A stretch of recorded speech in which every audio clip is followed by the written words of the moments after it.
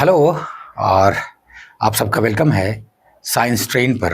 मैं हूं डॉक्टर आलम और इस सफ़र पे हम लोग पढ़ रहे हैं magnetic effect of current. Magnetic effect of current को आगे बढ़ाते हुए आज हम लोग क्वेश्चंस का डिस्कशन लेंगे और कुछ क्वेश्चंस के थ्रू नए कॉन्सेप्ट सीखेंगे। मैंने क्वेश्चन का संग्रह देखा तो उसमें कुछ फ्लक्स पे भी क्वेश्चंस थे। तो फ्लक्स ऐसा टॉपिक है, मैग्नेटिक फ्लक्स की मैं बात कर रहा हूँ, जो अभी तुरंत मैग्नेटिक इफेक्ट ऑफ करंट में जरूरी नहीं होता है।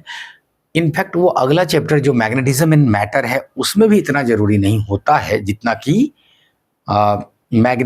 इलेक्ट्रोमैग्नेटिक इंडक्शन जब आप पढ़ेंगे, Faraday's law of electromagnetic induction. Anyways, जब फील्ड से जान पहचान हो गई है तो मैग्नेटिक फ्लक्स से भी थोड़ी सी जान पहचान हो जाए अभी तो अच्छा रहेगा। तो मैग्नेटिक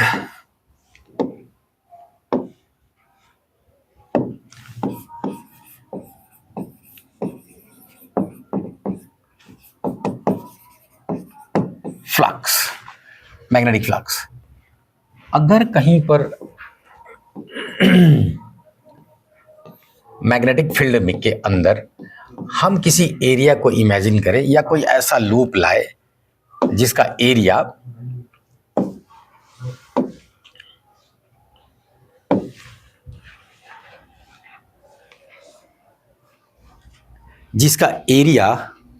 के अंदर से, जिसके एरिया के अंदर से कितने फील्ड लाइंस पास कर रहे हैं वो हम देखना चाहते हैं, तब जो क्वांटिटी हमें मिलता है उसको मैग्नेटिक फ्लक्स कहते हैं। मैग्नेटिक फ्लक्स तो number of field lines passing through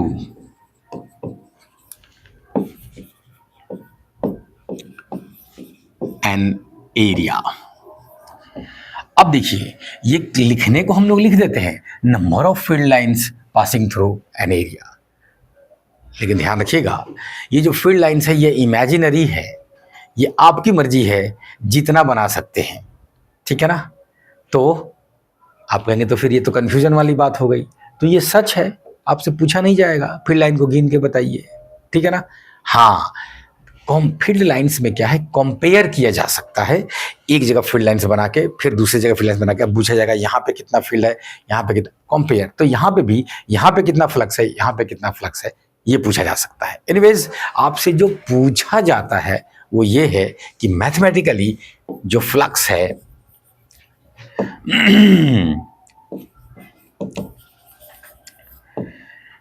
flux, ध्यान रखिएगा इलेक्ट्रिक फ्लक्स भी हो सकता है।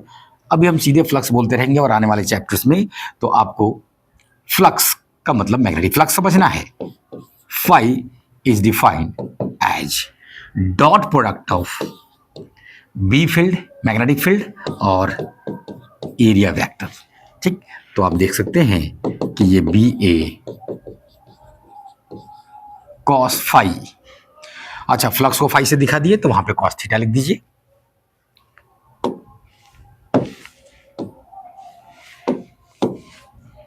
बी ए कॉस थीटा, बी ए कॉस थीटा, ठीक। मैग्नेटिक फील्ड वेक्टर और एरिया वेक्टर, तो फील्ड वेक्टर तो यहां इस दिए हुए डायग्राम में दिख रहा है, एरिया वेक्टर किधर होता है तो प्लेन के परपेंडिकुलर। तो प्लेन अगर ऐसा है तो इसका एरिया वेक्टर ये है और ये रहा थीटा, थीटा, ठीक। तो बी ए cos theta magnetic flux. Scalar है कि वेक्टर,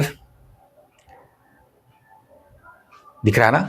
फ्लक्स पॉजिटिव हो सकता है, नेगेटिव हो सकता है, flux have some direction, yes, लेकिन डायरेक्शन डज नॉट मीन कि it has to be a vector quantity, तो ये जरूरी नहीं है, ठीक है। एनीवेज, यहाँ पे फ्लक्स जो है सीधे आप बोलेंगे डॉट प्रोडक्ट है। डॉट प्रोडक्ट का दूसरा नाम है स्केलर प्रोडक्ट, ठीक। तो flux is a scalar quantity, scalar quantity, ठीक है ना। यूनिट जो है, यूनिट फेमस यूनिट है वेबर, और फेमस भी है और ऐसा यूनिट भी है, ठीक है ना। एक और ध्यान रखें, ऐसे जल्दी कहीं पूछता नहीं है लेकिन ठीक है, मैक्सवेल, वही मैक्सवेल साहब जिन्होंने इलेक्ट्रिसिटी और मैग्नेटिज्म को यूनिफाई किया अपने चारों फेमस इक्वेशन देके। तो मैक्सवेल जो है ये सीजीएस यूनिट है, सीजीएस यूनिट है। और पीछे के लेक्चर्स में पढ़ाते समय हम बोले थे कि मैग्नेटिक फ्लक्स का ऐसा यूनिट टेस्ला है, सीजीएस यूनिट गॉस है, ठीक। कुछ और भी यूनिट्स तो हो सकता है, जरा यहां देखिए, ये रहा वेबर, देखो, ठीक, कॉस थीटा तो नंबर है, बी को यहां रखते हुए एरिया को उधर ले जाएंगे तो मीटर स्क्वायर नीचे में आ जाएगा, तो वेबर पर मीटर स्क्वायर, ठीक है ना, वेबर पर मीटर स्क्वायर बी फील्ड का दूसरा यूनिट हो गया। तो वेबर पर मीटर स्क्वायर कुछ नहीं है, टेस्ला के बराबर है। एक तो आप ये कहेंगे ऊपर में फ्लक्स, नीचे में आप एरिया ले जा रहे हैं, तो उसके वजह से इसको फ्लक्स डेंसिटी भी कह देते हैं, ठीक है ना। तो देखिए बी फील्ड का, घबराना नहीं है, ये सारा नाम इंपॉर्टेंट है। बी फील्ड का दूसरा नाम, मैं आगे बढ़ रहा हूं, ये आप नोट कर लेंगे। तो b field unit of magnetic field, magnetic field जो है वो क्या कहते हैं, टेस्ला तो है ही, गॉस सीजीएस में है, ये एसआई है, ये सीजीएस है। तो अब ध्यान दीजिए कि वेबर पर मीटर स्क्वायर भी कह सकते हैं टेस्ला को, तो ये सब के सब उसी का यूनिट है।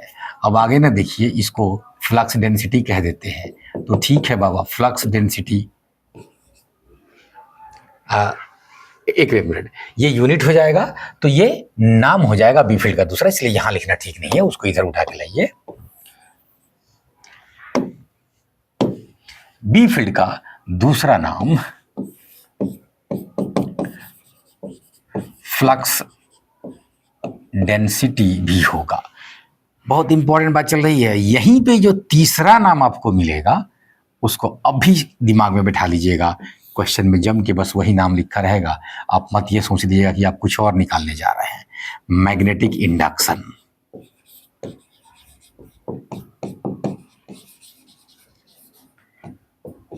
मैग्नेटिक इंडक्शन, तो मैग्नेटिक फील्ड बोले तब, फ्लक्स डेंसिटी बोले तब, मैग्नेटिक इंडक्शन बोले तब, कुछ नहीं, सब के सब मैग्नेटिक फील्ड का ही नाम है। तो कभी कभी ये भी जरूरी हो जाता है कि आप जैसे अपने घर में एक बच्चे का 2-2 3-3 नाम कभी कभी लोग रख देते हैं। एक आधार कार्ड वाला जो होता है वो तो ओरिजिनल है, लेकिन उसके अलावा जो सब चीज़ें हैं तो लाड़ प्यार वाला भी, तो वो सब भी, तो यहाँ पे भी ऐसा जरूरी है कभी कभी, तो यहाँ पे जरूरी है कि ध्यान रखें, क्योंकि ये सब जम के यूज होता है, ये तीनों नाम, ठीक। बी फील्ड की बात हुई, और फ्लक्स में जब ये सब कुछ और नाम मैग्नेटिक फील्ड का आया सामने फ्लक्स के कॉन्सेप्ट पढ़ते समय, तो एक और कॉन्सेप्ट है magnetic field intensity, magnetic field intensity. तो ये मैग्नेटिक फील्ड का दूसरा नाम नहीं है, ठीक, थोड़ा फर्क है, वो आगे क्वेश्चन मिलेगा, हम लोग उस समय इसको क्लियर करेंगे, ठीक। थोड़ा इंतजार कीजिए और क्वेश्चन लिया जाए।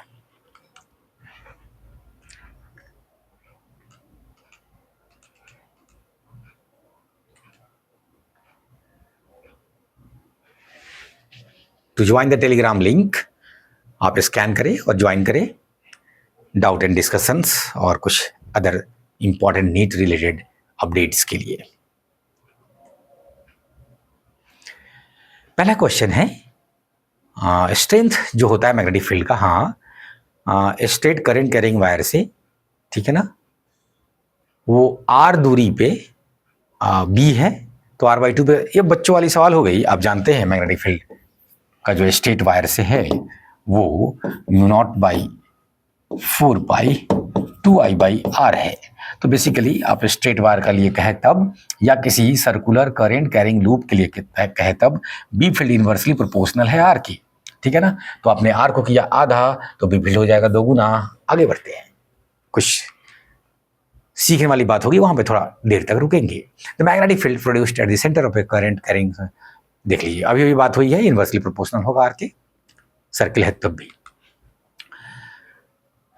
पार्टिकल पे चार्ज दे दिया 100 गुना चार्ज, किससे? इलेक्ट्रॉन से, इज रोटेटिंग 1 रोटेशन पर second in a circular path of radius इतना। ठीक है ना। The value of the magnetic field produced at the centre will be, ठीक। देखिए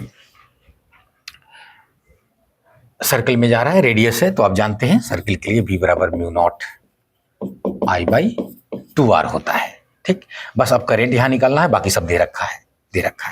चलिए, तो μ0/2r करंट कितना होता है? तो आगे देखिए, रोटेशन पर सेकेंड, 1 रोटेशन पर सेकेंड हो रहा है। तो यहां देखिए, अगर कोई सर्कल में कोई क्यू कितना करंट प्रोड्यूस करेगा, तो हम कहेंगे जितनी बार यहां से गुजरेगा, ठीक, वो नेट टोटल चार्ज पर सेकंड हो जाएगा। 1 सेकंड में जितनी बार गुजरेगा, ठीक है ना। 1 सेकंड में जितनी बार गुजरेगा, मान ले उस तो कितनी बार गुजरेगा, तो उसका फ्रीक्वेंसी अगर न्यू है तो उतनी बार गुजरेगा।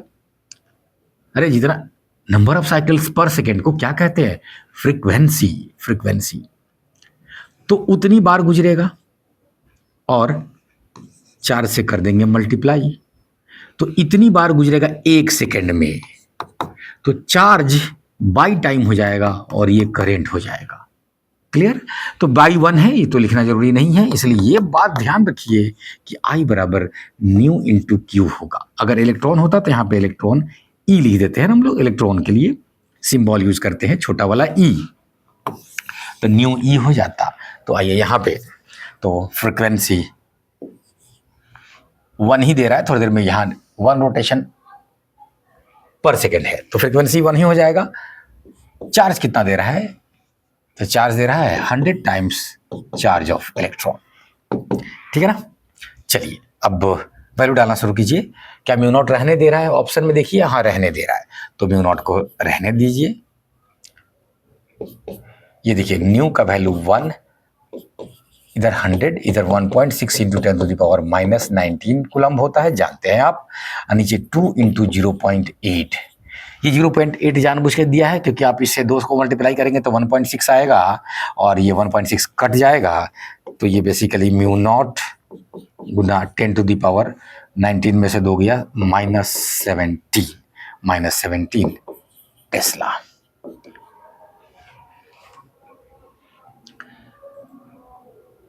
क्वेश्चन पढ़िए। For a point on the axis of circular current, statement पढ़ना इतना ग्लो होता है तो मैं हाँ, क्वेश्चन नंबर 4।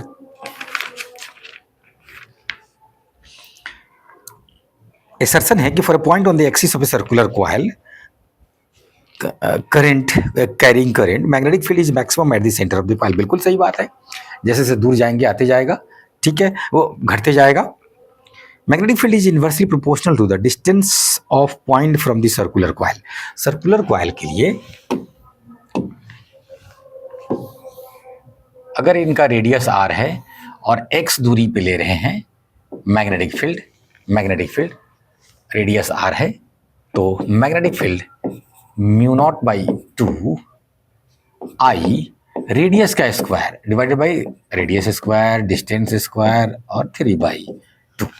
ठीक, ये रिलेशन याद रखिएगा। बस बहुत इस पे आपको रिसर्च करने की जरूरत नहीं है। थोड़ा सा जो मैंने पहले बताया है कि अगर x 0 कर दे तो ये सर्किल ही हो जाएगा, सर्किल के सेंटर पे हो जाएगा, तो बिल्कुल जो आता है सर्किल वाला वो आ जाएगा। ठीक, x जो है काफी अगर बड़ा है तो उसके सामने r को नेग्लेक्ट करके एक बार वो देख लेंगे आप, सब पहले हम लोग देख चुके हैं पीछे क्लासेस में। तब किसके पावर कैसे आ रहा है ये सब देख रहे हैं, प्रोपोर्शनल कैसे आ रहा है। एनीवेज, अब आइए क्वेश्चन पे जो ये पूछ रहा है, क्वेश्चन पे ये पूछ रहा है कि हाँ मैक्सिमम कहाँ होगा, तो जाहिर सी बात है मैक्सिमम वहां होगा जहां x0 होगा। अरे x0 कब होगा, जब सेंटर पे होगा, तो एट द सेंटर। तो करेक्ट स्टेटमेंट है, magnetic field is inversely proportional to the distance of the point from the circular. हाँ, डिस्टेंस के इनवर्स रिलेशन है, तो करेक्ट है, और ये इसका एक्सप्लेनेशन भी है, दिख रहा है ना। चलिए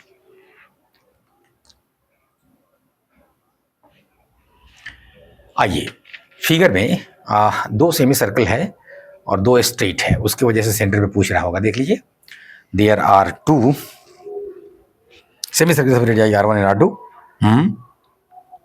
करंट आई है, द मैग्नेटिक इंडक्शन, देखिए नाम आया magnetic induction at the centre O will be, मतलब मैग्नेटिक फील्ड निकालना है, इंडक्शन बोल रहा है, बात वही।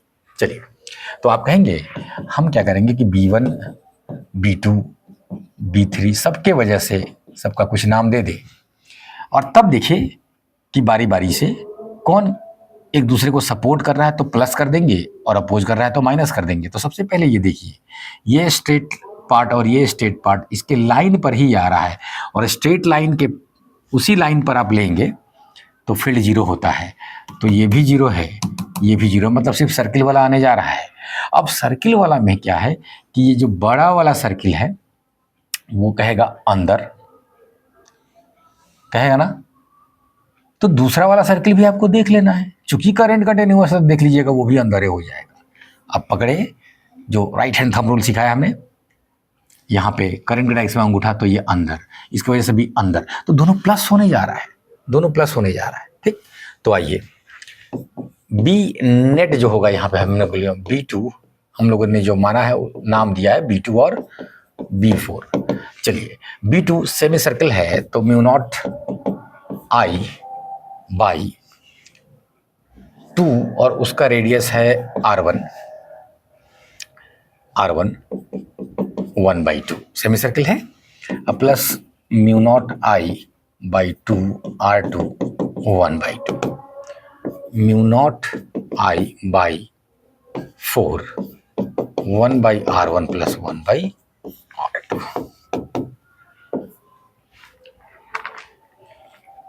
नेक्स्ट क्वेश्चन पढ़िए। हाँ, सामने देखा जाए, मैचिंग है, एक एक करके डिस्कस करते हैं। ये पहला ही वाला सही दे दिया है, 1 टेस्ला इज 10⁴, 10,000 गॉस होता है एक टेस्ला में, टेस्ला ऐसा यूनिट है, और ये CGS यूनिट है। बायोट-सेवर्ट लॉ कहता है कि किसी करंट एलिमेंट के वजह से जो मैग्नेटिक फील्ड होगा, ठीक है ना, R दूरी पे, वो ideal sine theta by R² होगा। ये कॉस लिख के सिर्फ एक गलती कर बैठा है। Magnetic field due to an arc, तो देखिए पूरे 360 डिग्री के लिए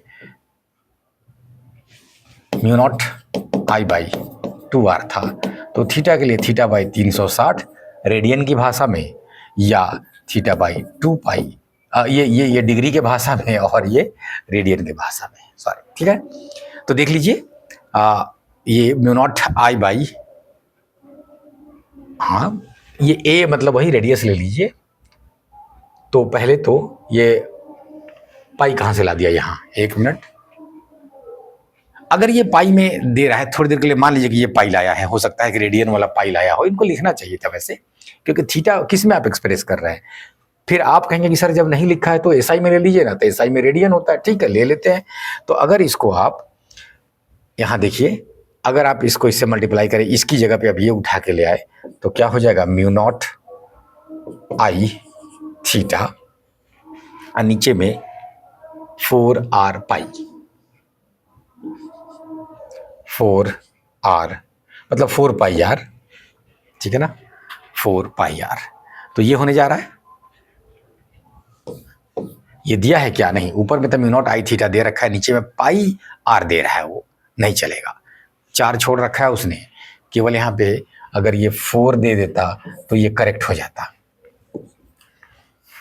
ऐसा unit of magnetic field magnetic field का ऐसा यूनिट अभी आज ही डिस्कस किए हैं कि कुछ नीचे में एरिया आ रहा है तो इसका मतलब ये फ्लक्स डेंसिटी की बात कर रहा है, और फ्लक्स डेंसिटी जो था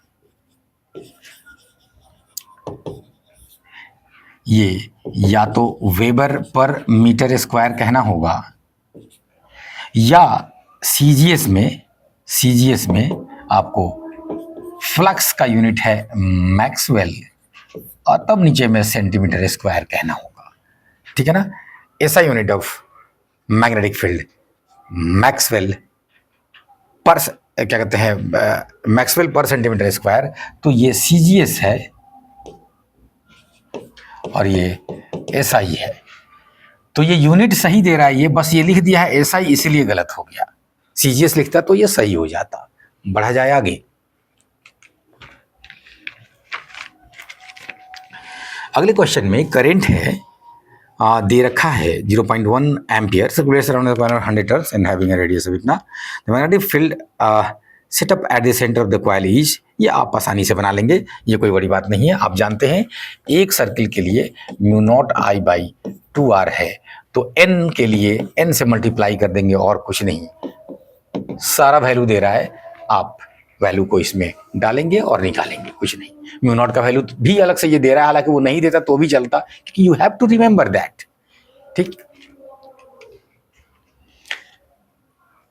यहीं पे एक बात बताते चलिए, मैग्नेटिज्म में, मैग्नेटिक इफेक्ट ऑफ करंट में, चूंकि इलेक्ट्रिक फील्ड के मुकाबले मैग्नेटिक फोर्स जो होता है वो बहुत कमजोर फोर्स होता है, इसलिए कुछ इफेक्ट दे सके, हमारे कुछ काम का हो सके मैग्नेटिक फील्ड, इसके लिए जब भी कॉइल्स यूज करते हैं ना, तो एक कॉइल नहीं यूज करते हैं।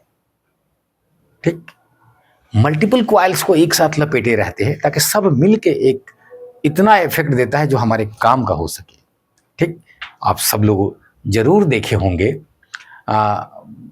ये क्या कहते हैं, कोई ना कोई मोटर खुला हुआ, या पंखे का मोटर हो या कोई भी जनरेटर खुला हुआ, कुछ भी, तो आप देखेंगे कि कॉइल लपेटा हुआ होगा बहुत सारा, तांबे का अक्सर होगा। वो इसलिए क्योंकि मैग्नेटिक इफेक्ट एक कॉइल से कुछ होने वाला नहीं है। Question number 8, a given length of the wire carries a steady current। ठीक है बाबा, it is bent first to form a circular plane coil of 1 ton। ठीक है ना, पहले क्या किया कि L बराबर 2 पाई R कर दिया, पहला वाला। ऐसा कुछ आगे और कर रहा है ये, देखिए, if a loop of same length is now bent more sharply to give a double loop of a smaller radius। जाहिर सी बात है कि आप जो L लेंथ था इसको मोड़ के एक सर्किल बनाए थे, और इसको ही मोड़ के अगर 2 सर्किल बनाएंगे तो रेडियस छोटा हो जाएगा। बस इतना ही कह रहा है, दोनों में मैग्नेटिक फील्ड को कंपेयर करने की बात कर रहा है ये। Then the magnetic field at the centre caused by the same current is. ठीक, नया वाला मैग्नेटिक फील्ड। तो पहले वाला में देखिए B1 जो है ये mu naught I by 2R1। ठीक, दूसरे वाला में B2 बराबर, अब 2 लूप है। ठीक, तो mu naught I by 2R2। ठीक, ये बात। पहले वाला में L बराबर 2 पाई R1 था, दूसरे में L वही था और ये R2 हो गया था। तो ध्यान रखिएगा, R1 बाई R2, एक मिनट, L को एक सर्किल बनाए थे और दूसरे वाले में 2 पाई R2 एक सर्किल का था, तो ऐसा 2 सर्किल बना दिए थे हम लोग। ठीक, डिवाइड करेंगे और R1 और R2 का हम लोग रेशियो देख पा रहे होंगे। देखिए, तो R1 by R2 is equal to, ये उधर चला जाएगा 2 हो जाएगा।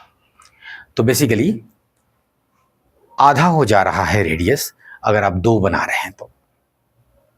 बढ़े आगे, तो B1 बाई B2 अब करने जा रहे हैं हम लोग, दोनों इक्वेशन को डिवाइड करके म्यू नॉट आई काटिए। ये वाला 2 तो यहीं पे काट दिया। अब आइए बच गया क्या क्या, तो नीचे में आया 2R1 और ये R2 चला गया ऊपर। बढ़िया क्वेश्चन है ये। क्योंकि ऐसे क्वेश्चन में क्या होता है, जब 2 बार रेशियो लेना होता है तो आप लोग आसानी से कई बार मिस्टेक कर देते हैं। बस 2 दूना 4, 1 दूना 2, 2 गुना 3 गुना 4 गुना, इसी में फंस के। और इतना बढ़िया क्वेश्चन, सिंपल कॉन्सेप्ट, कोई फिजिक्स भारी नहीं है इसके अंदर, लेकिन आपसे गलती करवा देगा। और याद रखिए, एग्जामिनेशन वाले तो सिलेक्शन के लिए नहीं बैठे हैं, वो रिजेक्शन के लिए बैठे होते हैं। आप रिजेक्शन से बच गए तो आपका सिलेक्शन हो जाएगा। आइए, R2/R1 लेना है, तो R1/R2 आया था 2/1, उलट देंगे तो ये हो जाएगा 1/2, और नीचे में पहले से 2 है तो इसलिए 1/4 हो गया, 1/4। तो ये आया आपको क्या, B1/B2। तो ये कितना गुना हो गया, 4 गुना हो गया।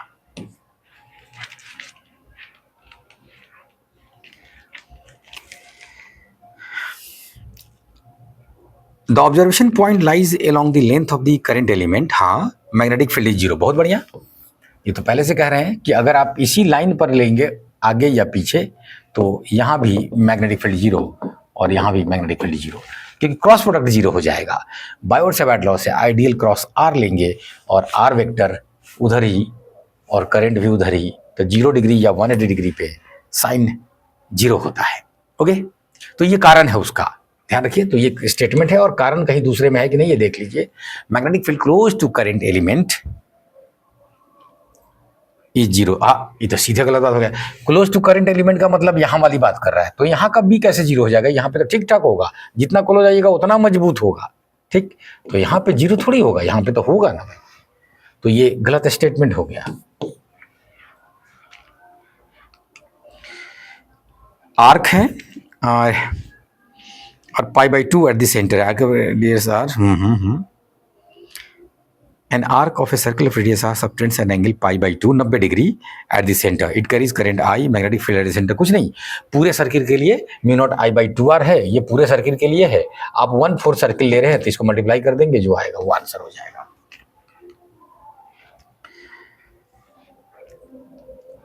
Current is flowing in south direction along a power line, the direction of magnetic field above the power line is, ऊपर की तरफ लेना है और अर्थ वगैरह का नहीं सोचना है, ये वायर का ही सोचना है। तो चलिए, ये वायर है और इसके ऊपर देखना है हमें, ऊपर देखना है हमें। आइए, तो ये अगर साउथ डायरेक्शन है, ये साउथ डायरेक्शन का वायर है, ये थोड़ा सा मोटा बना देते हैं, साउथ डायरेक्शन को, और इसके ऊपर का वायर है, तो ये किधर जा रहा है? अब देखिएगा, south direction power line, the direction of the magnetic field of the power line is. कुछ नहीं, जल्दी से क्या कीजिए कि साउथ डायरेक्शन की तरफ जा रहा है तो आप इस वायर को पकड़िए, सचमुच का नहीं, इमेजिनेशन में, ठीक। और वायर के ऊपर देखिए, ठीक। अगर ये साउथ डायरेक्शन में है तो ये देखिए, अगर आपकी तरफ करंट है तो मैंने पकड़ा तो ऊपर में इधर चला गया, तो यहाँ पे पकड़िए। आपको पता है इधर साउथ है तो इधर नॉर्थ है, इधर ईस्ट है, इधर वेस्ट है। तो वायर को जब आप पकड़ेंगे, इस डायरेक्शन में करंट है, तो नीचे की तरफ जो फील्ड होगा ईस्ट की तरफ होगा और ऊपर की तरफ जो होगा वो वेस्ट की तरफ होगा, वेस्ट की तरफ होगा। क्लियर? तो the direction of magnetic field above the power line, above ही तो पूछ रहा है ना। हाँ, तो आंसर गलत लग रहा है ये जो टिक मार्क किया हुआ है, ठीक। इसमें कोई दिक्कत ही नहीं है। आप जैसे ही ये देखिए ना, अगर ये मैंने साउथ लिया, ये ईस्ट लिया, ये नॉर्थ लिया, तो जाहिर सी बात है कि आप वहाँ खड़ा होंगे तो आपके राइट साइड में ईस्ट आता है। बिल्कुल, मैंने डायरेक्शन लेने में कोई गलती नहीं किया है, ठीक। और वायर के ऊपर कह रहा है पकड़ने के लिए, तो ऊपर में इधर जा रहा है बाबा, इट्स वेस्ट।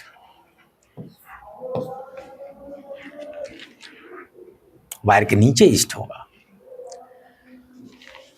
2 वायर है, infinitely long thin insulated straight wires in the XY plane में रखा गया है। चलिए रख दीजिए, XY प्लेन में रख दिया गया है। Each wire carries a current I respectively in the positive X direction and positive Y direction। बहुत बढ़िया, ठीक है। ये करंट, ये current. The magnetic field will be 0 at all points on the straight line with equation। अच्छा, magnetic field कहाँ कहाँ 0 होगा? तो देखिए, जहाँ जहाँ दोनों एक दूसरे को कैंसिल करेगा, ठीक, कैंसिल कहाँ पे करेगा? जहाँ पे इक्वल और अपोजिट होगा। तो आप देखिए इस क्वाड्रेंट में आइए, तो ये बोलेगा चलो अंदर, ये बोलेगा चलो बाहर, कैंसिल कर रहा है, कैंसिल कर रहा है। ठीक, कहाँ पर कैंसिल करेगा? तो जहाँ पे दोनों मजबूत होगा, तो जहाँ पे एक्स और वाई दोनों बराबर होगा, हाँ होगा। चलो एक्स अगर यहाँ है तो वाई भी उसी हिसाब से होगा, दोनों बराबर होगा। कुछ नहीं, स्लोप को 1 रखना होगा, स्लोप को tan थीटा 1 रखना होगा। ठीक, क्योंकि दोनों का रेशियो तो बराबर रखना है, मतलब y बाई एक्स को 1 रहना है, मतलब y बराबर x होना होगा, तभी ऐसा होगा। ठीक, इधर आइए, ये कहेगा बाहर, ये भी कहेगा बाहर, इसमें कैंसिल नहीं होगा, नो कैंसिलेशन, मतलब यहां पे बी नेट होगा, मैं ये लिख देता हूं, इसमें कहीं पर कैंसिलेशन नहीं होगा। देखिए मैग्नेटिक फील्ड यहां भी लाइन के दोनों तरफ होगा, बीच में गायब होगा। यहां पे देखिए दोनों बाहर ही सपोर्ट कर रहे हैं, तो यहां पे कहीं पर भी जीरो बी फील्ड का पोजीशन नहीं होगा। तो इसलिए पहले वाला जो लिख रहे थे वो ज्यादा सही है कि आप लिखे इधर में नो कैंसिलेशन हो रहा है। यहां पे देखिए ये कहेगा अंदर और ये वाला कहेगा बाहर, तो कैंसिलेशन होगा, वो इसी लाइन पर आएगा। तो स्ट्रेट लाइन हमें लेना होगा जो फर्स्ट और थर्ड क्वाड्रेंट से होकर गुजर रहा है। ठीक है, और चूंकि दोनों का वैल्यू बराबर होना चाहिए वाई और एक्स का, तो ये मामला है। ठीक है ना, और देखिए इसमें भी कैंसिल नहीं होगा, देख लीजिए ये अंदर, वो भी कहेगा अंदर, तो इधर भी होगा नो कैंसिलेशन।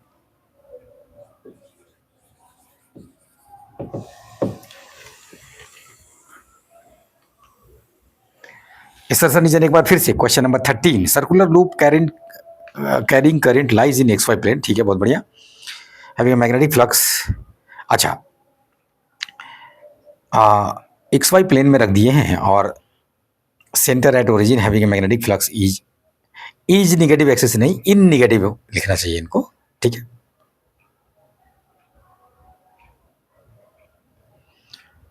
देखिए अगर हम एक्स वाई प्लेन ले लिए तो फ्लक्स जेड में होगा, लेकिन सवाल ये उठता है कि करंट इनको बताना होगा पहले कि हम किसी एक तरफ खड़े होकर अगर देखें तो हमारे लिए वो क्लॉकवाइज है कि एंटी क्लॉकवाइज, फ्लक्स या तो पॉजिटिव जेड में होगा या निगेटिव जेड में होगा। एक्स वाई प्लेन अगर आपने ले लिया है, इस बोर्ड को ही एक्स वाई प्लेन ले लीजिए, कोई दिक्कत नहीं है। तो बोर्ड पे आप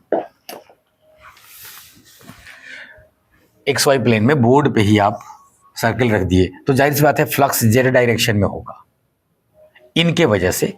लेकिन आपको बताना होगा ना कि ये एंटी क्लॉकवाइज होगा तो फ्लक्स पॉजिटिव जेड में होगा, और अगर क्लॉकवाइज होगा तो निगेटिव जेड में होगा। तो ये क्या लिख रहे हैं? सर्कुलर करंट कैरिंग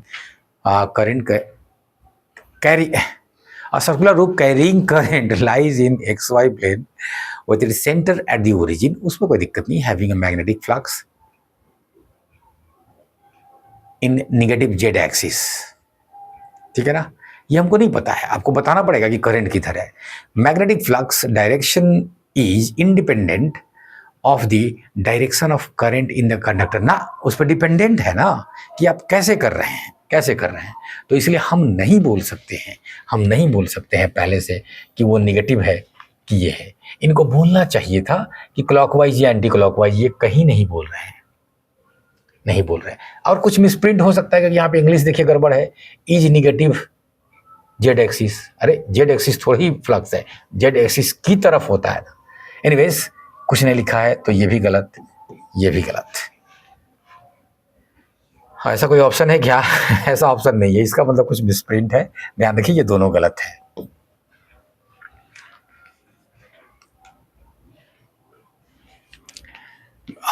चौदह नंबर में कोई रिंग है, ठीक है,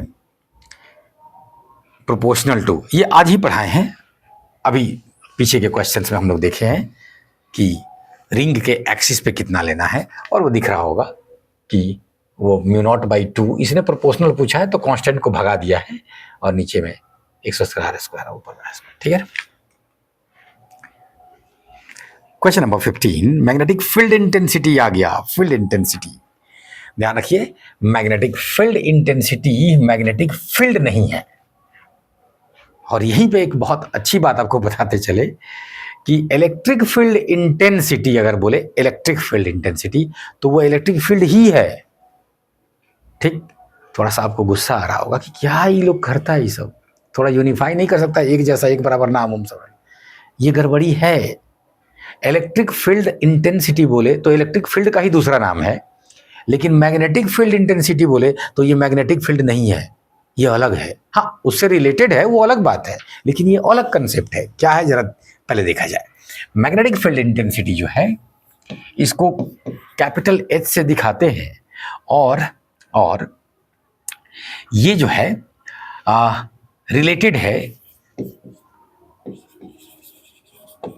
related to magnetic field as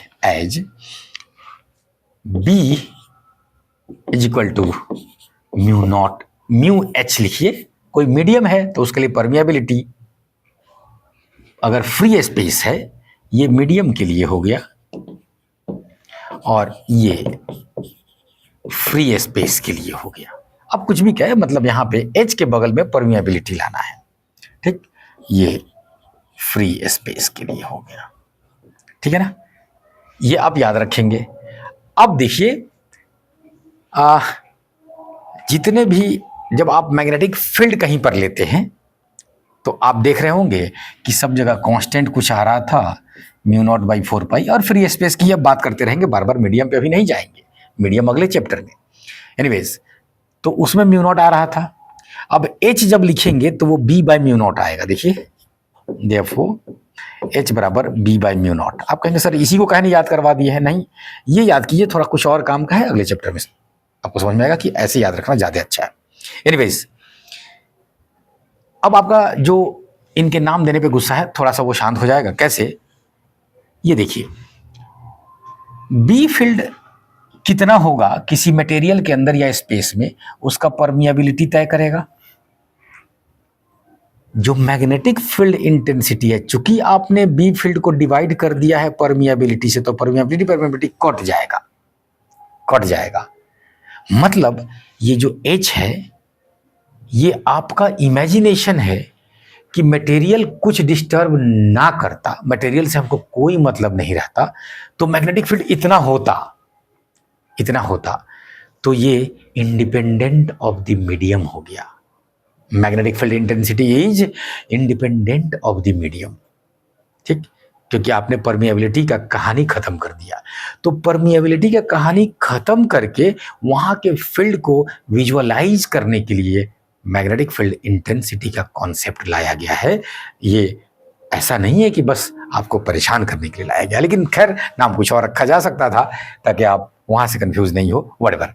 तो आप कहेंगे, ये बहुत इंपॉर्टेंट बात, कि ये इंडिपेंडेंट हो गया। अब एच क्या है, इंडिपेंडेंट हो गया ऑफ किसका, मीडियम से। अब आप क्या ले रहे हैं उससे मतलब नहीं है। अगर फ्री स्पेस ली है तो म्यू नॉट से डिवाइड कर दिए हैं, मटेरियल ली है तो म्यू से डिवाइड कर दिए हैं, मतलब परमिएबिलिटी को नहीं रहने दिए हैं। ठीक है, इंडिपेंडेंट ऑफ द मीडियम। सुंदर बात। चलिए अब आगे देख लिया जाए, ये साहब क्या पूछ रहे हैं। Eight the centre of the circular coil carrying current changes if the current through the coil is double. देखिए, आप करंट को चेंज करेंगे तो ऑफ कोर्स यहाँ का बी फील्ड चेंज करेगा। ठीक, और जब बी फील्ड चेंज करेगा तो एच भी चेंज करेगा, क्योंकि ऐसा कुछ मीडियम तो कुछ पूछ नहीं रहा। ठीक है ना, आप करंट, तो करंट पर डिपेंड ये करेगा ना, ये बी में करंट है ना भाई, बिल्कुल करेगा। ठीक, तो if the current through the coil is double, in fact ये डबल हो जाएगा, क्योंकि जब तक ये बोले नहीं आप मीडियम बीच में दूसरा क्यों लाएंगे। तो करंट दोगुना तो मैग्नेटिक फील्ड दोगुना, तो मैग्नेटिक फील्ड इंटेंसिटी भी दोगुना, तो सही है। ये खाली चेंजेस लिख रहा है, क्या है भाई, चेंजेस डबल होगा। The magnetic field intensity is independent of the magnetic field intensity is dependent on current in conductor. हाँ बिल्कुल, अरे बाबा, बी फील्ड जिस पर डिपेंड है, द क्वेश्चन में और खूबसूरती लाया जा सकता था, उसने वो तो पूछा ही नहीं, ये तो बस मैग्नेटिक फील्ड वाला ही क्वेश्चन पूछ के निकल लिया। ओके, मैग्नेटिक फील्ड डिपेंड करता है किस पर, करंट पे, बिल्कुल। और जब मैग्नेटिक फील्ड डिपेंड करेगा तो मैग्नेटिक फील्ड इंटेंसिटी भी डिपेंड करेगा, क्योंकि वो तो दोनों एक दूसरे पे डिपेंडेंट है ही, मीडियम से इंडिपेंडेंट है। तो रीजन भी हो गया, क्योंकि हाँ करंट चेंज किए थे वहां और वही रीजन उठा के नीचे ला दिया। Next question, the ratio of the magnetic field at centre of current carrying coil of the radius A and at a distance A from the centre. देखिए सिमिलर क्वेश्चन मैं बार बार कह रहा हूं कि अब ये आप बना लेंगे, ये वो फॉर्मूला है, उस पर बार बार आपको प्रैक्टिस करवा रहा है ताकि याद हो जाए, ठीक है। IR² प्लस x² 3/2, यहाँ पे कह रहा है इस क्वेश्चन में x को r के बराबर ही ले लीजिए, तो आप ले लीजिए ना, ले लीजिए और निकाल लीजिए।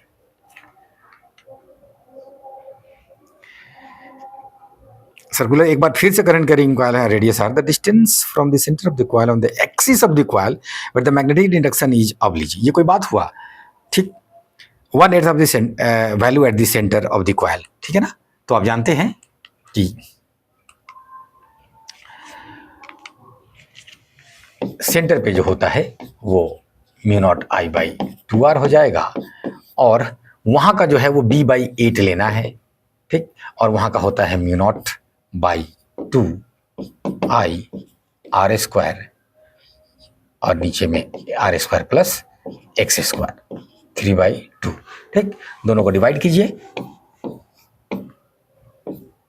μ0I, ठीक, दोनों को डिवाइड कीजिए, और ये x का वैल्यू पूछ रहा है eight the centre of the coil. आइए, ये नीचे था तो ऊपर चला जाएगा, ठीक है। ये देखिए ये भी नीचे में 2 है, यहाँ भी नीचे में 2 है, तो ये 2 से 2 अभी ये काट देते हैं।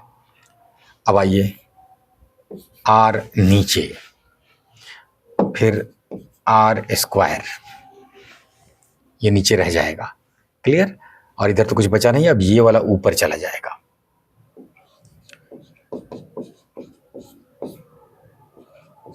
थ्री बाई टू उधर ले जाइए। अब x² plus r² 3/2 is 8r³। x² plus r², ठीक, इधर लाइए 3/2 को, अब इधर लाइएगा तो 2/3 हो जाएगा। तो 8 पे पावर 2/3, r पे पावर 3 पहले से है, और इसका 2/3 दिख रहा होगा आपको। ये देखिए पहले स्क्वायर कीजिए और फिर उसका क्या कहते हैं 1³ कीजिए, तो 8 28 64, ठीक, और 64 का क्या ही अच्छा हो कि हम लोग जानबूझ के 8 दिए रहता है ताकि आप ये सोचे ऐसी बातों में। इसको जरा देखिएगा, 2 to the power 3 लिख सकते हैं, हाँ लिख सकते हैं, और पावर 2/3। ये देखिएगा ये 3 से 3 कट जाएगा, r² बच जाएगा इधर का। अब यहाँ आइए, ये 3 से 3 कट जाएगा, 2² ठीक, 4 चौके 16, चौके 64, 4r², इसलिए x² equal to 4r² minus r² बराबर 3r², इसलिए x बराबर √3r।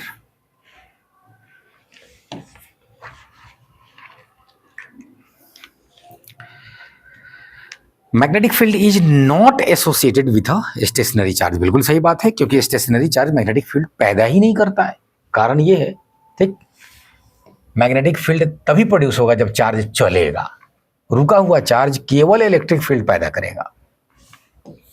कारण पता है, आगे बढ़ते हैं। Magnetic field is detected by means of its effect on A current carrying conductor. वो ठीक है, ठीक है, वो फील्ड का पता लगाने के लिए आप कौन उपाय करते हैं, ठीक है, कितना फोर्स लगा रहा है, हम लोग आगे पढ़ने वाले हैं इस चैप्टर में भी कि कितना फोर्स लगा रहा है वो दूसरा। अगर हम करंट कैरिंग कंडक्टर ला रहे हैं तो एक वो ठीक है, वो उपाय है, ठीक। मैग्नेटिक फील्ड ये सब करंट वरेंट सब नापने का सब आपस में जुड़ेगा, वो बाद में, एनीवेज। लेकिन ये दोनों स्टेटमेंट अपनी अपनी जगह ट्रू है, एक्सप्लेनेशन का तो कोई मामला नहीं है। चलिए, क्वेश्चन में क्या कर रहा है कि 2 थीटा एंगल को, तार को काट के यहाँ पे खाली सीधा कर दिया है और बाकी में सब जगह राउंड रहने दिया है, सर्कल रहने दिया है।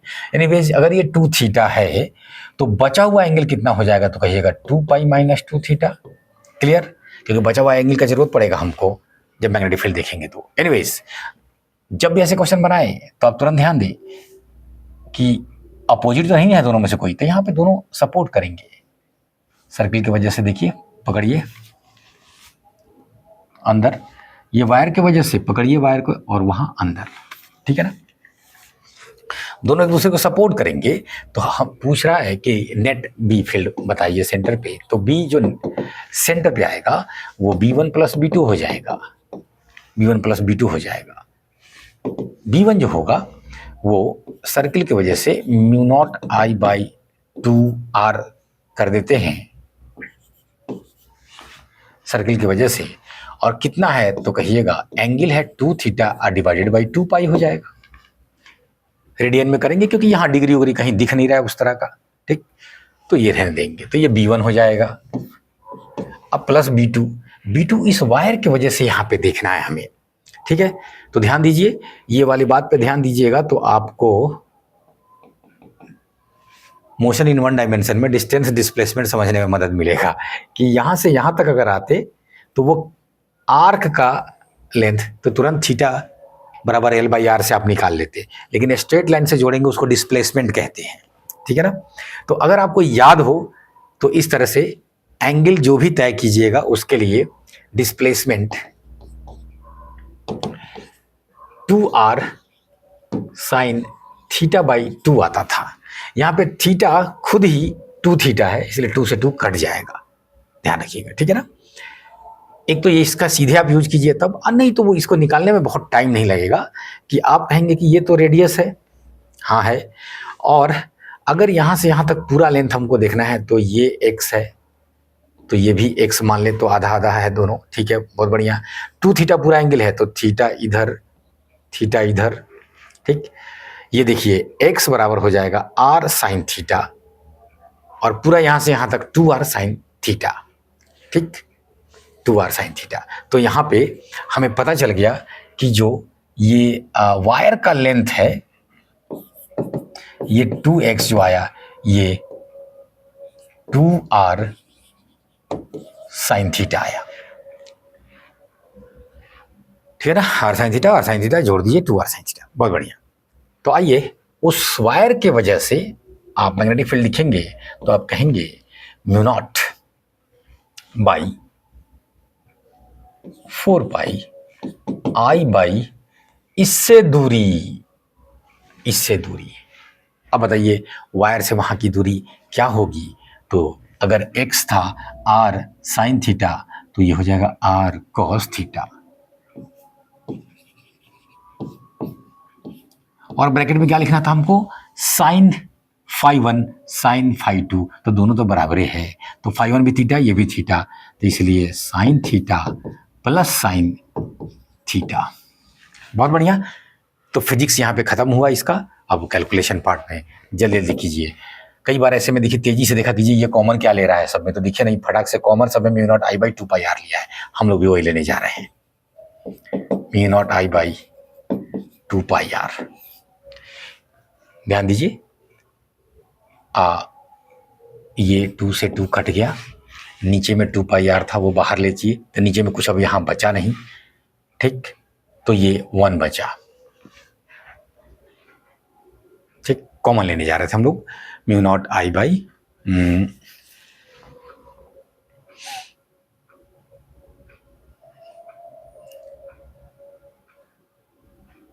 2 पाई आर बाहर ले लिए, 2 से 2 काट दिए, तो थीटा बचा।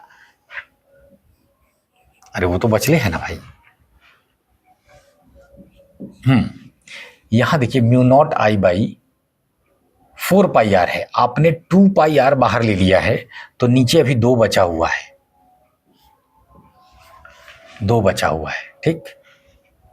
कॉस थीटा भी बचा हुआ है, हम जानबूझ के उसको अंदर लेके जाने वाले हैं थोड़ी देर में, ठीक है ना। ये हो जाएगा 2 sine theta by cos theta, ठीक। 2 से 2 काटिए, मैंने आई को क्यों रहने दिया,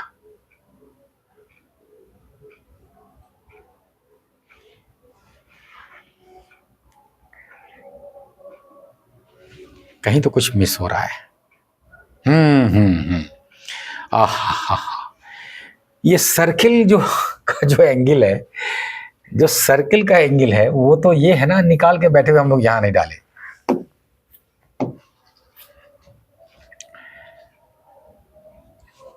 खाली सर्किल वाला गड़बड़ लिखे हुए हैं तो उसको अलग कर लिया जाए। हाँ लीजिए,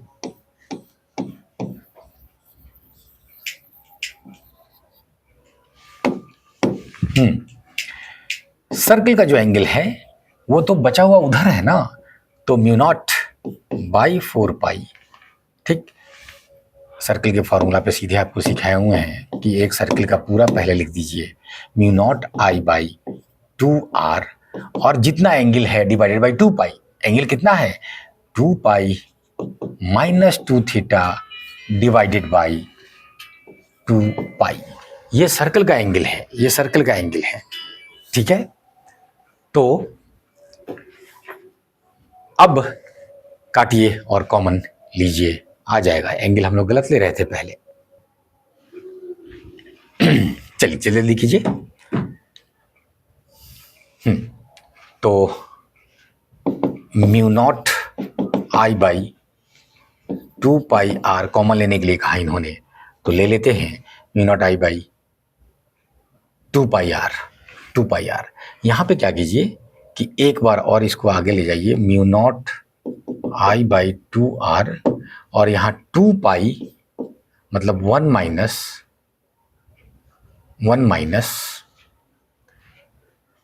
2 पाई आर ले लेते हैं तो फिर 1 माइनस की भी जरूरत नहीं पड़ेगी। 2 पाई आर ले लिए तो खाली नीचे में 2 ले लेंगे, 2 ले लेंगे तो 2 से उसको डिवाइड करेंगे, 2 से डिवाइड करेंगे, डायरेक्ट लीजिए कोई दिक्कत नहीं।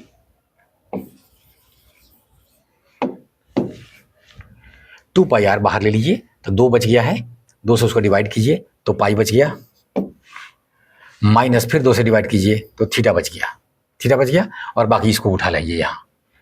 ये वाला तो हम लोग बिल्कुल पहले से सही लिए हुए थे। तो mu naught I by 2 pi r pi minus theta, और ये देखिएगा, अरे यार ये 1 है ना, आई तो बाहर आ ही चुका है, तो 2 से 2 कट चुका है, बचा क्या tan theta, tan theta.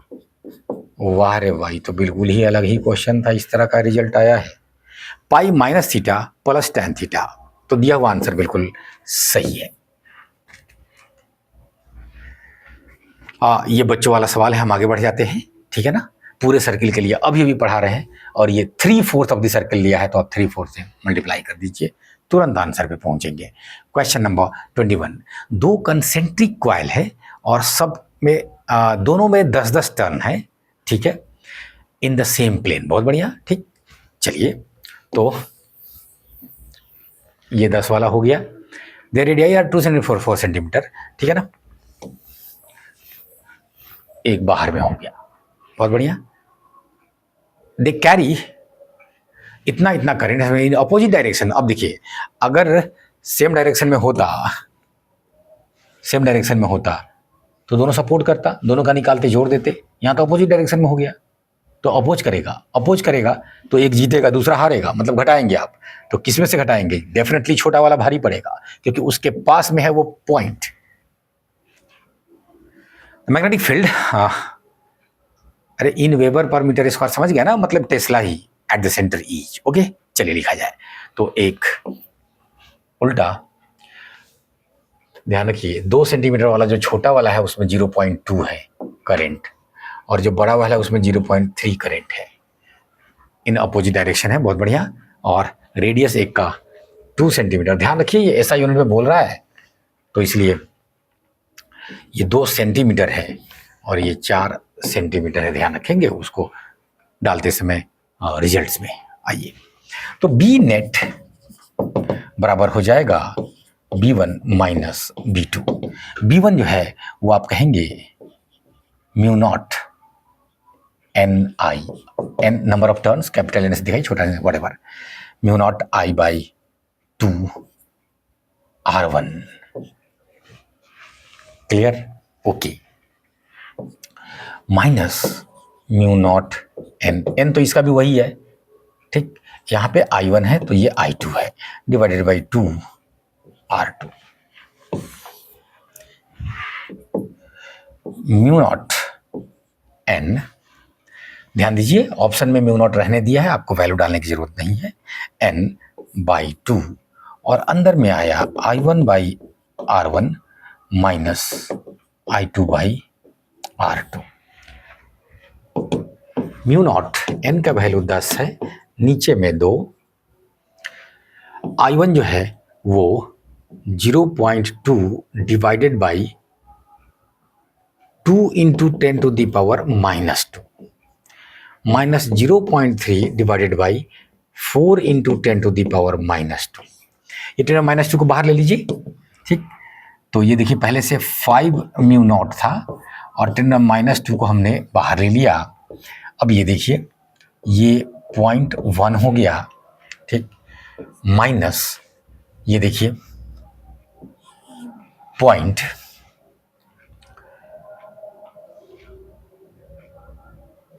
Zero point, एक और जीरो देंगे तो 30 हो जाएगा, तो 4 सत्ते 28 और 4 पच्चे 20, 0.075।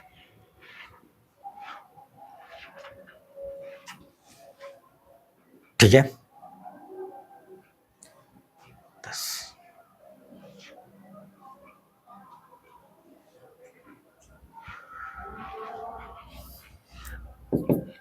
ये सिंपल फ्रैक्शन में दे रहा है तो बड़ा अच्छा होता कि हम लोग इसको इतना पॉइंट वगैरह में ना ले जाते और इसको सिंपली एगो नीचे 10 और बाहर ले लेते। क्या कहते हैं, यहाँ से इसको 2/10 लिख सकते थे ना, तो 10 और बाहर ले लेते और इसको सीधे ऐसे ही रहने देते तो ज़्यादा अच्छा होता, आसानी से आता। ठीक, एनीवेज कोई बड़ी बात नहीं है, आप जिस प्रकार से निकालें। लास्ट क्वेश्चन जल्दी किया जाए। हाँ, तो एक 10 हम बाहर और ले लेते हैं तो ये 2/2 हो जाएगा 1 और ये 3/4 हो जाएगा 3/4। सिंपल कैलकुलेशन आ जाएगा कि 4 में से 3 गया 1, 1/4 और इधर जो आया है वो कर दीजिए। 5 ऊपर है, यू नॉट ऊपर है और नीचे में 10 टू द पावर -1 बच रहा है, ऊपर जाके +1 हो जाएगा, मतलब 10 हो जाएगा। ठीक, तो ये हो गया 10 पच्चे 50/4 म्यू नॉट, 50/4 मतलब 25/2। ओके, चलिए, तो मैग्नेटिक इफेक्ट ऑफ करंट के जो शुरुआती इंपॉर्टेंट कॉन्सेप्ट्स थे उसको हम लोगों ने लर्न किया और उस पर एक बढ़िया सा प्रैक्टिस पेपर अभी लिए। नेक्स्ट लेक्चर में हम लोग पढ़ रहे होंगे एम्पियर्स लॉ, जिसको कि एम्पियर सर्कुटल लॉ भी कहते हैं।